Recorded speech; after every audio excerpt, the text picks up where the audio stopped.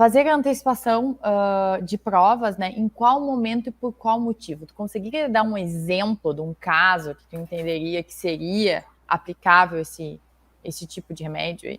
Sim, perfeito. Em qual momento? Eu não vou dizer que sempre desta forma, mas ela é um procedimento preparatório.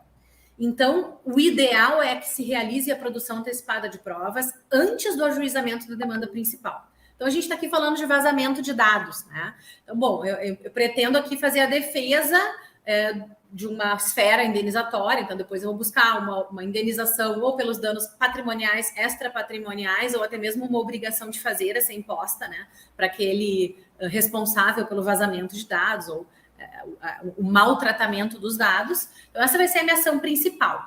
No momento que a gente já inicia com a ação principal, na verdade, o esforço probatório, né, a instrução probatória, a rigor, deve acontecer dentro daquela demanda principal, ainda que em um pedido antecipatório, um pedido com um viés cautelar. É possível fazer isso?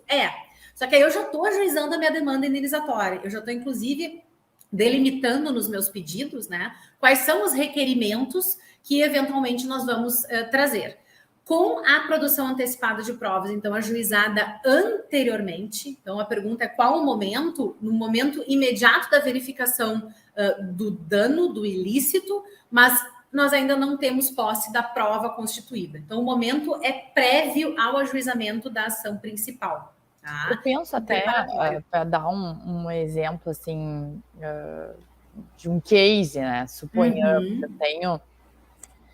Claro, tudo isso, né, eu acho que tem que ser muito pensado, né, mas suponhamos que uma empresa está com algum problema em relação a outra empresa, tem uma suspeita, a gente já passou por esse tipo de situação com clientes do escritório, eles tinham uma suspeita de que havia, de fato, enfim... Era uma quebra de concorrência, na verdade, né, pelo uso de dados de clientes de uma empresa pela outra. Então, o que tu pode fazer? Estavam mandando e-mails, de um e-mail todo fake para a empresa, fazendo, de certa forma, ameaças e coisas nesse sentido. Então, tinha toda uma situação nesse ponto. E a gente usou, não foi especificamente, o vazamento de dados, ele estava por trás da história, mas assim...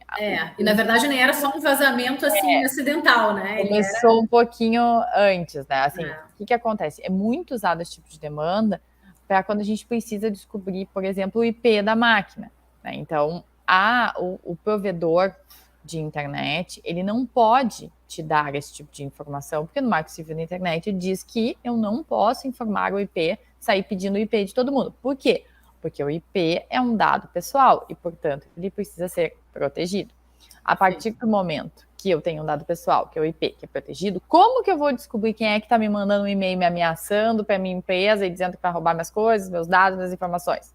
Eu preciso entrar com uma ação contra o provedor de internet daquele IP, e isso a gente consegue achar de uma forma bem fácil, tá? Na internet tem sites que tu coloca ali, tu descobre qual é o provedor, se é Vivo, se é Oi, se é Claro, se é o que for, entendeu? Eu consigo saber, e a partir disso eu ajuizo justamente uma antecipação de provas, pedindo que, enfim, seja preservado todos os logs, isso, aquilo, e peço tudo, ele vai me informar, vai pedir tudo isso.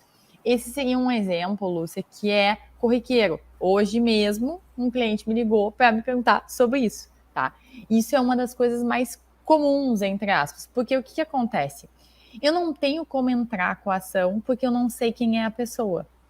Eu só consigo saber a pessoa se eu tiver essa informação. Essa informação eu preciso buscar através de uma demanda. Então, eu não tenho nem custo. Eu só preciso ter aquela informação, ele vai me informar quem é, e a partir dali eu vou discutir numa ação principal contra a Carolina, que é a dona daquele IP, o que ela está fazendo naquele IP, e aí ele é responsável por isso. Perfeito. E o melhor é que no processo, no CPC, a produção antecipada de provas, ela está desenhada para situações como essas, né?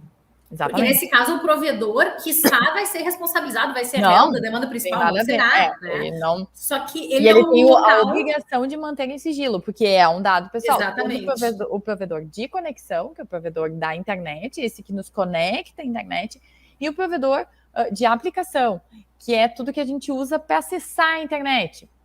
Facebook, Google. Sim, todas aquelas ferramentas, né? Os aplicativos. O Gmail. Tudo isso é provedor de aplicação. Então, o de aplicação 6 meses, o de conexão 1 ano, e ambos eu preciso ter este cuidado. Agora eu não sei se eu troquei os prazos, mas enfim. Tá ali no Marco Civil da Internet. Eu sou péssima, tá, Carol? Já falei. Não, mas eu não guardo prazos e coisas, porque eu acho que isso dá pra ler na lei. Então, exato, eu tento reservar o meu cérebro para coisas que não melhor. Não tem pra ler. Então, esse eu olho ali e procuro ali que tá ali. O provedor de conexão é tantos meses, o provedor de aplicação é tantos meses. Então, assim, a gente teve uma demanda logo no final de 2020 também, de produção antecipada de provas ali contra a Companhia Metropolitana de São Paulo, em função de reconhecimento facial que se fazia no metrô. Então, para verificar a documentação que foi requerida na produção antecipada de provas foi justamente essa. Como é que é feita a análise, né? Os dados que são recolhidos ali no reconhecimento facial, como que é o instrumento, e mais importante, bem interessante, porque são dados sensíveis que a gente tem ali na LGPD em relação a crianças, né? Incapazes, porque também tem esses dados são armazenados. Parar de coletar. Exatamente. Tudo isso é muito interessante, porque tem vários movimentos que vão acontecendo, então tu vê, enfim, ONGs entrando com ações nesse sentido, contra, pedindo que seja feito isso ou aquilo. Então, assim, tem toda inúmeras situações que podem ser usadas, então acaba sendo realmente um instrumento muito importante para a questão de direito digital como um todo. Proteção de dados, óbvio que sim, também está dentro do conceito, mas direito digital como um todo. Aconteceu um crime cibernético dentro da minha empresa. Eu preciso guardar determinadas questões, eu preciso acessar tais informações, e se essas informações estão fora da empresa, eu preciso que isso seja preservado. Como que eu vou preservar? Exato. Então, assim, ela é multiuso, eu acho, para essa situação.